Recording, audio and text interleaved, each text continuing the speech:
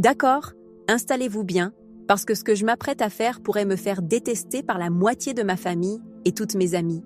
Je suis une femme, j'ai 32 ans, et pendant les 10 prochaines minutes, je vais vous révéler exactement comment les femmes manipulent les hommes, pourquoi c'est presque inconscient chez nous, et surtout, les 3 techniques précises que vous pouvez appliquer dès aujourd'hui pour que ça ne fonctionne plus jamais sur vous. Je sais ce que vous pensez. Encore une vidéo sur les relations, encore des conseils génériques, encore du blabla. Non, ce que vous allez entendre n'est pas dans les livres de développement personnel. Ce n'est pas ce que les coachs relationnels vous racontent, parce que la plupart de ces coachs sont des hommes qui théorisent ou des femmes qui ne diront jamais la vérité par peur de passer pour des traîtres. Moi, je m'en fiche. Parce que j'en ai marre de voir des hommes bien, des hommes qui méritent mieux, se faire marcher dessus encore et encore en pensant que c'est eux le problème.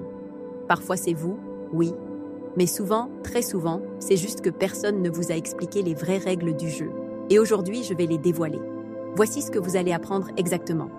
Premièrement, le concept de status psychologique et pourquoi 90% des hommes le donnent gratuitement sans même s'en rendre compte.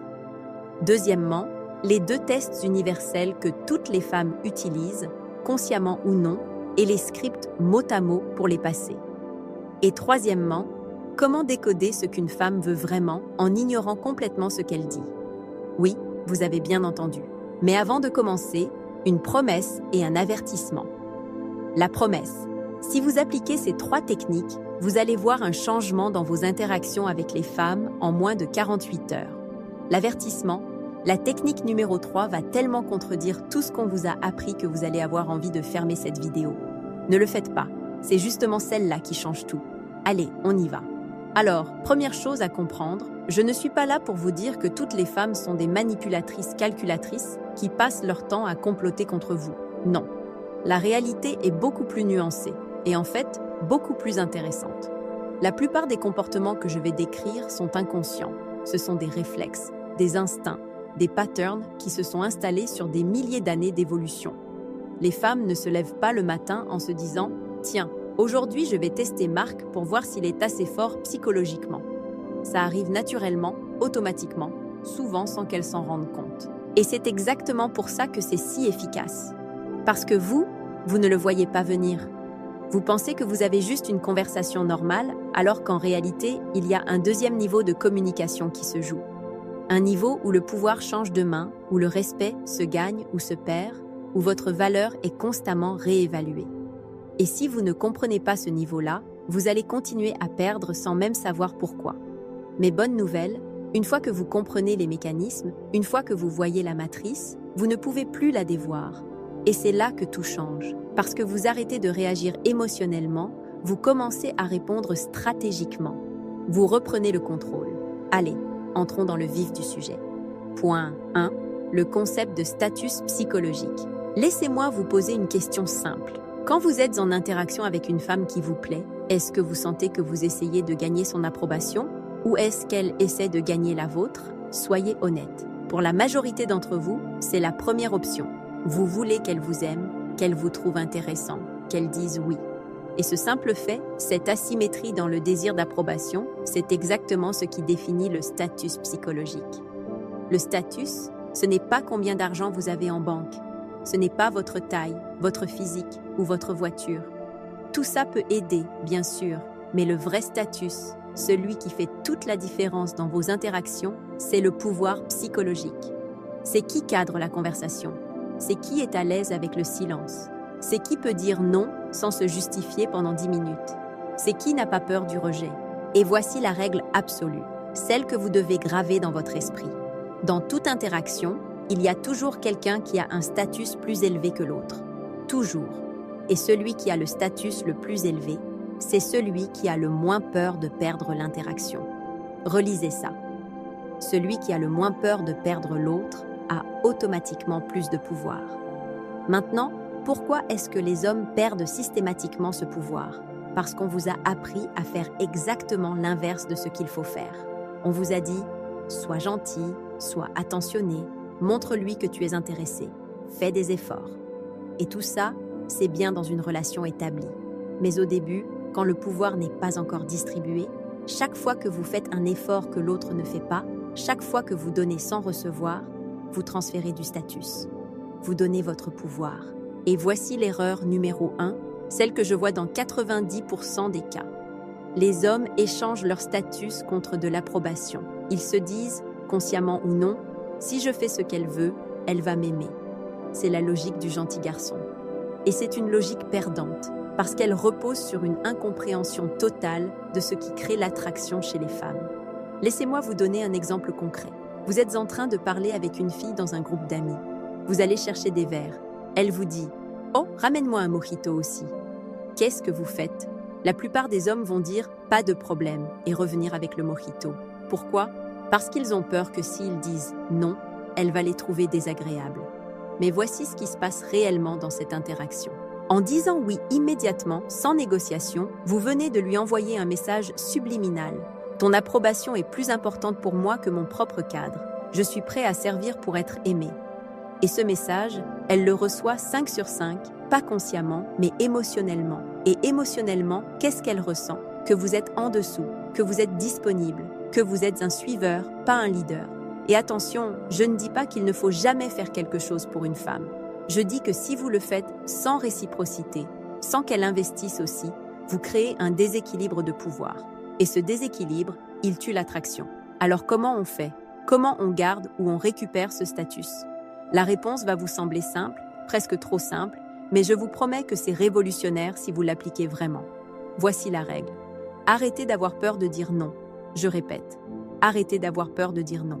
Chaque fois que vous dites oui à quelque chose que vous ne voulez pas vraiment faire, juste pour éviter un conflit ou pour être aimé, vous perdez du statut. Chaque fois que vous changez votre opinion pour correspondre à celle de quelqu'un d'autre, vous perdez du statut. Chaque fois que vous surexpliquez, vous surjustifiez, vous vous excusez pour vos préférences, vous perdez du statut. Le statut élevé, c'est être à l'aise avec vos choix. C'est dire « non merci, ça ne me dit pas », sans ajouter 15 raisons. C'est exprimer une opinion impopulaire sans vérifier dans les yeux des autres si c'est acceptable. C'est être ancré dans votre propre cadre. Reprenons l'exemple du mojito. Une réponse à statut élevé, ce serait quoi? Plusieurs options. Option 1. Je ramène des bières. Si tu veux un mojito, le bar est là-bas. Avec un sourire, pas agressif, juste factuel. Option 2. Je te ramène un mojito si tu me racontes l'histoire la plus gênante de ta vie pendant que j'y vais. Vous voyez? Vous introduisez un échange. Elle doit investir aussi. Option 3. Non, ramène-moi un whisky toi, avec un clin d'œil. Vous retournez la dynamique de façon ludique. Dans ces 3 cas, qu'est-ce qui se passe? Vous ne donnez pas votre pouvoir gratuitement. Vous établissez que votre temps, votre effort, votre attention ont de la valeur. Et paradoxalement, c'est ça qui crée l'attraction. Parce qu'elle se dit, inconsciemment, « Tiens, celui-là ne se plie pas en 4. Il a du caractère, il a des options, il ne me met pas sur un piédestal. » Et ça, c'est extrêmement attractif. Laissez-moi vous raconter une histoire personnelle qui illustre parfaitement ça. J'ai eu un ex, appelons-le Thomas, qui au début de notre relation était absolument fascinant pour moi. Pourquoi? Parce qu'il était le premier homme qui me disait non régulièrement. Pas de façon méchante, juste, il avait ses priorités et je n'étais pas toujours numéro 1. Un soir, je voulais qu'il vienne dîner chez moi. Il m'a dit « J'ai promis à mon frère de l'aider à déménager, je passe après, vers 22h. » J'étais choquée. Les autres auraient annulé avec leur frère. Lui non. Et vous savez quoi? Ça m'a rendu dingue de lui. Mais voici où ça devient intéressant. Avec le temps, je l'ai usé. Petit à petit, j'ai réussi, sans même m'en rendre compte, à le faire changer. Il a commencé à dire oui plus souvent. Il a commencé à annuler ses plans pour les miens. Il est devenu disponible, prévisible, et mon attraction a fondu comme neige au soleil. Je ne le respectais plus autant. Et finalement, j'ai rompu. Pas parce qu'il était devenu méchant ou qu'il avait changé objectivement, mais parce qu'il avait perdu ce truc, ce statut qui me faisait le regarder comme un homme et pas comme un ami dévoué. Est-ce que c'est juste? Non. Est-ce que c'est conscient? Absolument pas. Est-ce que c'est réel? Complètement. Et c'est pour ça que je vous dis, ne faites pas la même erreur que Thomas. Gardez votre pouvoir. Gardez votre cadre. Soyez prêt à perdre plutôt que de vous perdre vous-même. Voici ce que vous allez faire dans les prochaines 24 heures. Je veux que vous fassiez un audit de vos interactions.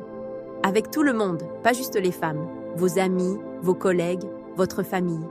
Et je veux que vous comptiez combien de fois vous dites oui à quelque chose que vous ne voulez pas vraiment faire. Combien de fois vous changez d'opinion pour éviter un désaccord. Combien de fois vous surjustifiez une décision personnelle. Et la prochaine fois que ça arrive, essayez le non confortable. Dites non, poliment mais fermement, et ne rajoutez rien. Pas de justification de 3 phrases. Juste « non merci » ou « ça ne me convient pas » ou « j'ai d'autres plans ». Et observez ce qui se passe. Vous allez être surpris. La plupart du temps, les gens vont juste accepter. Parce que le respect vient de la capacité à avoir des limites claires. Voilà pour le status. Mais comprendre ce concept, c'est juste la fondation. Parce que maintenant, on va parler de ce que les femmes font avec ce status. On va parler des tests. Et là, ça devient vraiment intéressant parce que je vais vous donner les scripts exacts pour les réussir à chaque fois. Mais avant ça, vous devez comprendre pourquoi ces tests existent. Et croyez-moi, ce n'est pas ce que vous pensez. Point 2. Les 2 tests universels. D'accord, parlons des tests. Et avant que vous pensiez que je suis en train de dire que les femmes sont des êtres calculateurs qui passent leur temps à vous piéger, laissez-moi clarifier quelque chose. Les tests ne sont pas méchants. Ils ne sont pas là pour vous humilier ou vous rejeter. En fait, c'est exactement l'inverse. Les femmes testent parce qu'elles espèrent que vous allez réussir. Vous voyez, les femmes sont attirées par la force psychologique, par la stabilité émotionnelle, par les hommes qui ne se laissent pas secouer facilement. Mais comment savoir si un homme a vraiment ces qualités? On ne peut pas juste le demander, parce que tout le monde va dire « oui, je suis stable, je suis confiant ». Alors les femmes, inconsciemment, créent des petites situations qui révèlent la vérité. Elles appliquent une pression et elles regardent comment vous réagissez. C'est comme ça que vous savez si un pont est solide. Vous ne demandez pas au pont « tu es solide ?» Vous mettez du poids dessus et vous voyez s'il tient. Les tests, c'est pareil. C'est mettre du poids sur votre cadre pour voir si vous tenez bon. Et si vous tenez bon, si vous ne pliez pas, si vous ne paniquez pas, elle se dit « d'accord, celui-là est réel, je peux lui faire confiance, je peux baisser ma garde ». Mais si vous échouez, si vous pliez immédiatement, si vous devenez nerveux ou défensif ou surcompensateur, elle perd confiance. Pas parce qu'elle est méchante, mais parce qu'émotionnellement, elle ne peut pas se permettre de s'attacher à quelqu'un qui va s'effondrer à la première vraie difficulté. Alors maintenant que vous comprenez le pourquoi, voyons le comment. Il y a littéralement des centaines de façons de tester, mais je vais vous donner les 2 plus universelles, celles que vous allez rencontrer encore et encore. Et je vais vous donner les réponses exactes qui fonctionnent. Test numéro 1. Les demandes et les ordres. Le premier test, c'est le test de compliance. C'est quand elle vous demande ou vous suggère de faire quelque chose et elle observe si vous obéissez automatiquement ou si vous avez votre propre volonté. Ça peut être direct, achète-moi un verre. Ça peut être subtil, on devrait aller voir ce film ou prends ce chemin, c'est mieux. Et attention, le piège ici, c'est que ces demandes semblent souvent raisonnables. Le film est peut-être vraiment bien. Le chemin est peut-être vraiment mieux. Le verre, c'est juste quelques euros. Alors pourquoi ne pas dire oui? Voici pourquoi. Parce que ce n'est pas la demande en elle-même qui compte, c'est la dynamique qu'elle établit. C'est qui mène, c'est qui décide. Si vous dites oui à tout, vous établissez un pattern. Elle dirige, vous suivez. Et une fois que ce pattern est installé, il est très difficile à inverser. Elle va commencer à vous voir comme quelqu'un de malléable, de facile à influencer. Et ça, ce n'est pas attractif. Alors qu'est-ce que vous faites? 3 options, selon le contexte. Option A, le refus ludique avec échange. Elle dit « achète-moi un verre ». Vous dites « avec plaisir ». Si tu me racontes quelque chose que personne d'autre ici ne sait sur toi, ou « d'accord », mais seulement si tu viens avec moi le chercher et qu'on trouve un endroit plus calme pour discuter après. Vous voyez? Vous ne dites pas non brutalement, vous dites « oui, mais tu investis aussi ». Vous établissez un échange égal, vous gardez le status. Option B, le retournement. Elle dit « achète-moi un verre ». Vous dites avec un sourire « non, mais toi tu peux m'en acheter un ». Dit de façon ludique, pas agressive. Vous renversez la dynamique. Vous testez son sens de l'humour et sa flexibilité. 90% du temps, elle va rire, parce que personne ne fait ça. Et vous venez juste de vous différencier de tous les autres hommes qui ont dit oui. Option C, le refus poli, mais ferme. Si la demande ne vous convient vraiment pas, vous dites simplement « Non merci, je ne fais pas ça » ou « Ça ne m'intéresse pas », sans vous justifier, sans vous excuser, sans essayer de compenser. Vous établissez une limite claire. Et vous savez quoi? La plupart du temps, elle va respecter ça. Parce que les gens respectent les limites claires. L'erreur que font les hommes, c'est soit de dire oui immédiatement, échec du test, soit de dire non de façon agressive ou défensive, genre « je ne suis pas un distributeur de billets ». Échec aussi parce que vous montrez que vous êtes triggered, donc elle a touché un point sensible.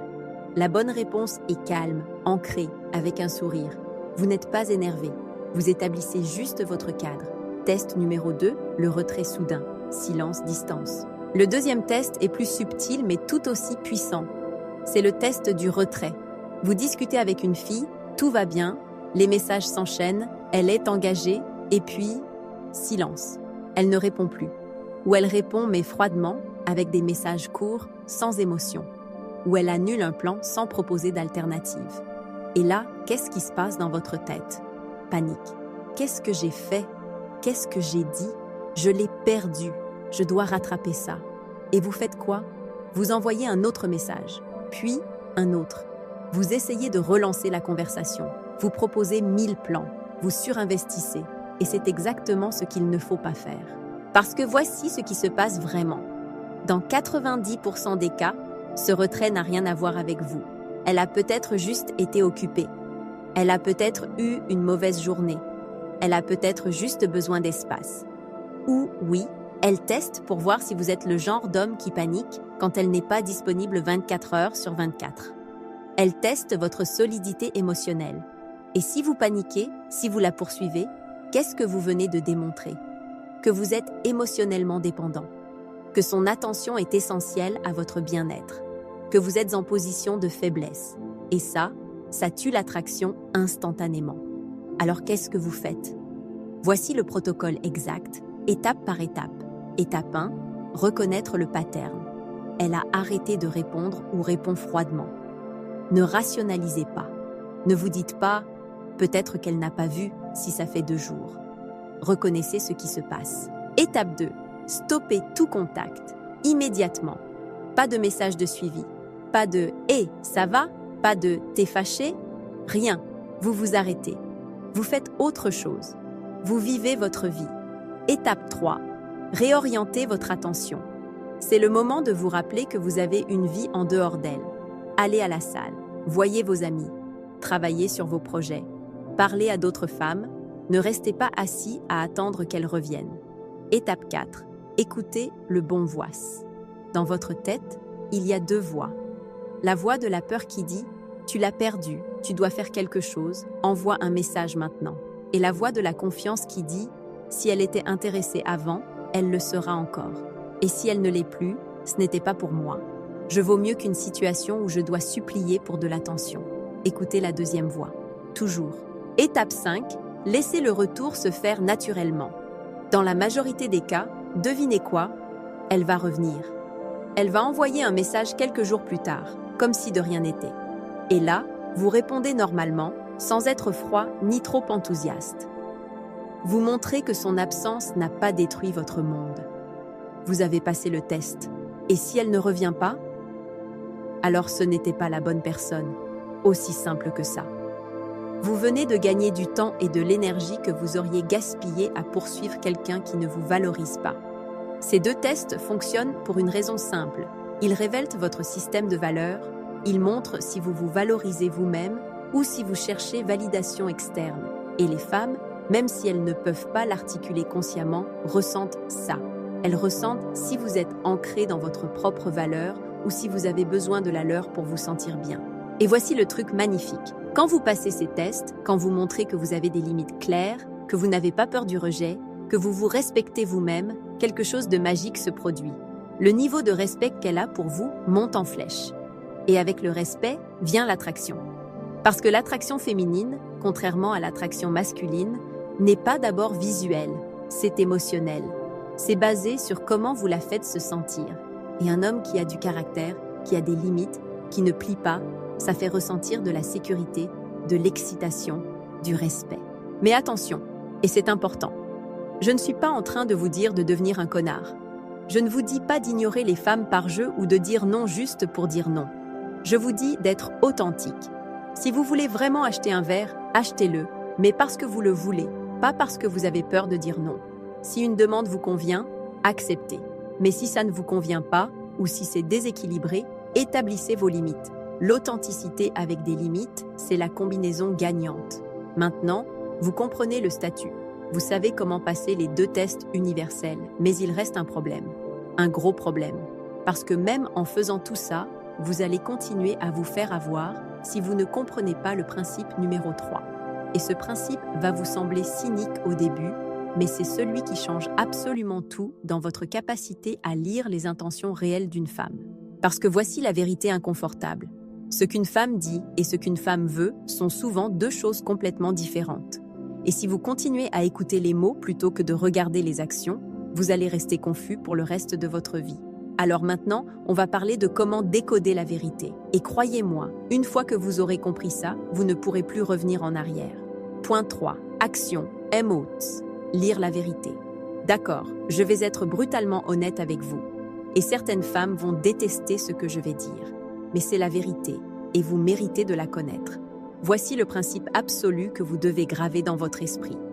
N'écoutez jamais ce qu'une femme dit. Regardez ce qu'elle fait. Je sais ce que vous pensez. Mais attends, comment je suis censée communiquer si je n'écoute pas?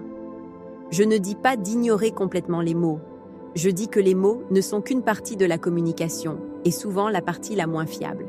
Parce que les mots viennent du cerveau conscient, du cerveau social, du cerveau qui a été conditionné par la société, la famille, les attentes. Mais les actions, elles, viennent des vraies motivations, des vrais désirs, du vrai système de valeurs. Et chez les femmes, plus encore que chez les hommes, il y a souvent un gouffre massif entre ce qu'elles disent vouloir et ce qu'elles choisissent réellement. Pas parce qu'elles mentent consciemment, mais parce qu'elles ont été conditionnées à dire certaines choses, à croire certaines choses sur elles-mêmes, qui ne correspondent pas à leurs instincts profonds. Laissez-moi vous expliquer pourquoi ce décalage existe. C'est important de comprendre que ce n'est pas de la méchanceté. C'est de la psychologie évolutionnaire mélangée avec du conditionnement social. Depuis l'enfance, les filles sont bombardées de messages sur ce qu'elles sont censées vouloir. Le prince charmant, le gentleman, l'homme qui écoute, qui est attentionné, qui apporte des fleurs, qui est romantique. Et consciemment, elles intègrent ça. Elles se disent « Oui, c'est ça que je veux. Un homme gentil et stable. » Et quand vous leur demandez ce qu'elles recherchent, c'est exactement ce qu'elles vont dire. Parce qu'elles y croient vraiment. Ou du moins, elles pensent y croire. Mais ensuite, qu'est-ce qui se passe dans la vraie vie? Elles rencontrent le gentil garçon stable qui coche toutes les cases de leur liste consciente. Et elles s'ennuient, elles ne ressentent pas cette étincelle, ce truc électrique qu'elles cherchent. Et elles finissent avec le bad boy qui ne les rappelle pas pendant 3 jours, qui a un casier judiciaire et qui les fait pleurer 1 fois par semaine. Et elles sont folles de lui. Pourquoi? Parce que l'attraction ne se passe pas au niveau conscient. Elle se passe au niveau émotionnel, instinctif. Et à ce niveau-là, ce qui compte, ce n'est pas si tu es gentil, c'est si tu es fort. Ce n'est pas si tu es stable, c'est si tu es excitant. Ce n'est pas si tu es attentionné, c'est si tu es imprévisible. Je ne dis pas que c'est bien ou mal, je dis que c'est réel. Alors comment vous utilisez ça? Comment vous lisez à travers le bruit des mots pour voir la vérité des actions? Voici votre grille de décodage. Je vais vous donner 3 exemples ultra concrets. Exemple 1, je préfère les hommes plus grands. Elle vous dit ça. Vous faites 1m75. Vous pensez, c'est mort, je ne suis pas assez grand. Mais attendez, regardez ses ex. Regardez qui elle suit sur Instagram. Regardez avec qui elle flirte dans les soirées. Si vous voyez qu'elle a déjà eu 3 copains qui font 1m70, devinez quoi? Elle ne préfère pas vraiment les hommes plus grands. Elle pense qu'elle préfère, parce que la société lui a dit que c'est ce qu'elle devrait préférer. Mais ses actions montrent autre chose. Exemple 2, je ne fais pas de relation sans lendemain. Elle vous dit ça le premier soir. Vous vous dites, d'accord, elle cherche du sérieux, il faut que je prenne mon temps. Mais regardez ce qu'elle fait. Est-ce qu'elle continue à boire avec vous jusqu'à 3 heures du matin? Est-ce qu'elle accepte de venir chez vous juste pour écouter de la musique? Est-ce qu'elle devient physique, touche votre bras, se rapproche? Si elle fait tout ça après avoir dit qu'elle ne fait pas de relation sans lendemain, qu'est-ce que ça signifie? Ça ne signifie pas qu'elle ment consciemment. Ça signifie qu'elle a besoin de le dire pour se protéger socialement, pour ne pas passer pour ce genre de fille. Mais ses actions montrent qu'elle est ouverte, si le contexte est bon, si vous ne la jugez pas, si elle peut se donner la permission. Vous voyez la nuance? Les mots sont pour la façade sociale. Les actions sont pour la vérité. Exemple 3, je ne suis pas intéressée. C'est le plus important. Elle vous dit, je ne suis pas intéressée. Ou, je te vois juste comme un ami. Normalement, vous devriez partir, non? Pas nécessairement. Écoutez, je ne vous dis pas d'être un harceleur. Si elle dit non et qu'elle évite tout contact avec vous, respectez ça et partez.